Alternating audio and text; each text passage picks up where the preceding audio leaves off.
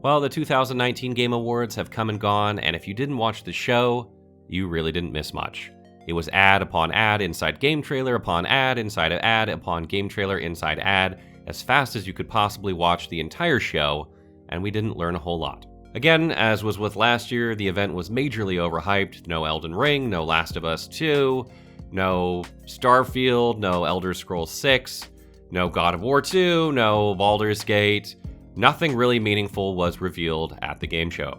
However, there are quite a few winners that we were particularly proud of the Game Awards, and that was Disco Elysium and Sekiro.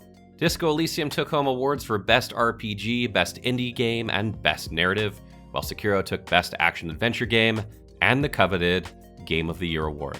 These were two games we featured on our own Game Awards, and we couldn't be happier that they won, along with Death Stranding, which won Best Art Direction, Best Musical Score, and Best Performance by Mads Mikkelsen.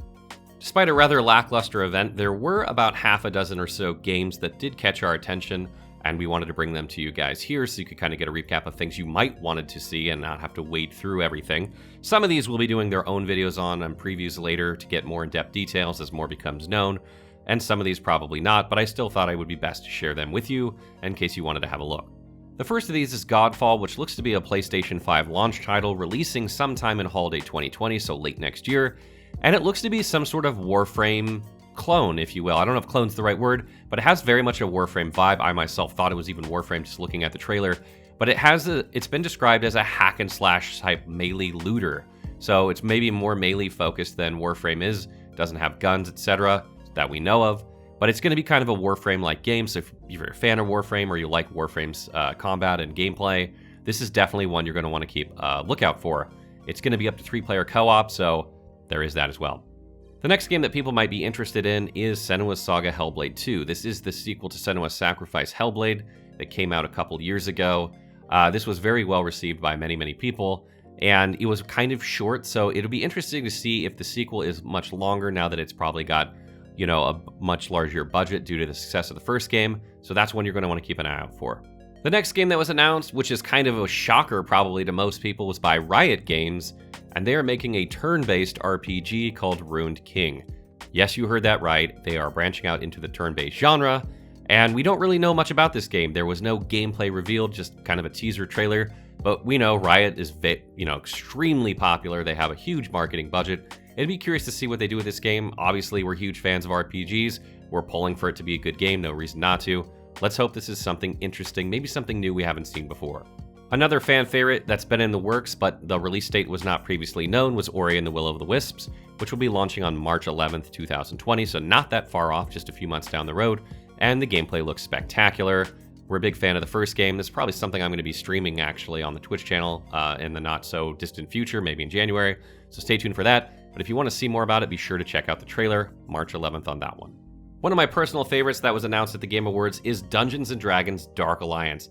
I was a huge fan of the Dark Alliance games back on the original Xbox. I owned both of them, played through them multiple times. We do not know exactly what this game's going to be. It doesn't look like a reboot from what we understand, but it's going to be a 4-player cooperative adventure of some kind. I think we can expect combat and game design to be similar to the Dark Alliance series, so this is going to be huge. There was a new Ghost of Tsushima trailer shown at the Game Awards. It wasn't spectacularly mind-blowing. I mean, the game looks fantastic, no doubt about that, but it didn't really show us anything that, really made us even more excited for the game. If you were already excited for it, you're still excited, but the gameplay that they showed was very sporadic and not very meaningful, so we don't really get a sense of how the combat's going to be. I mean, the little bit that we did see makes it seem like it's going to be a bit of a stealth game, possibly, maybe a bit of Neo mixed in, I'm not exactly sure, or maybe even Assassin's Creed. It's hard to tell, but we really, really want to see more gameplay from this, so hopefully that's something we'll see soon. The Elder Scrolls Online teased their new chapter coming next year, and that is Skyrim.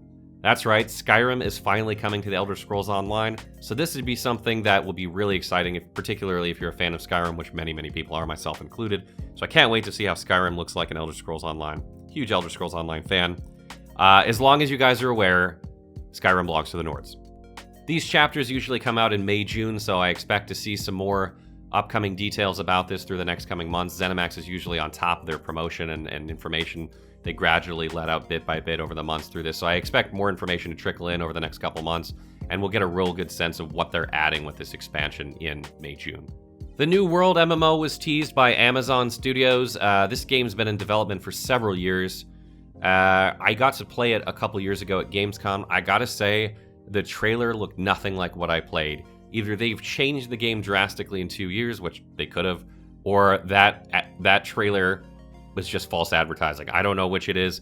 It gave this sci-fi feel to the game, with these like kind of dark forces at play. There was none of that when I played. It was very much a survivor-based MMO where people would team up in different factions and go to battle against each other, sort of in this, colonial time period. But there were no supernatural elements. So I don't know if it's, just changed that much, or if what we were seeing is not what it's going to look like. But that's going to be coming out sometime next year, I believe. So stay tuned for that as well. Hopefully we'll see some more gameplay on that soon, so we can verify one way or the other how that's going. And finally, the last thing revealed, which is probably going to be my personal favorite for the whole game show, that wasn't really displayed in a way that I think people really understood what was happening, is that Magic Legends is a new RPG MMO being developed by Perfect World. They made Neverwinter and a couple of other online games like Star Trek Online. I love Magic the Gathering. I've been playing it since I was 11 years old, back in the 90s. I cannot wait to see what an MMO in the Magic the Gathering universe would look like, using spells and abilities, characters that you've, grown up with.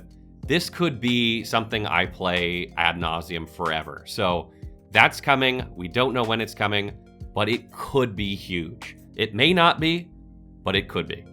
So that's kind of a wrap up on the things that we saw at the Game Awards this year.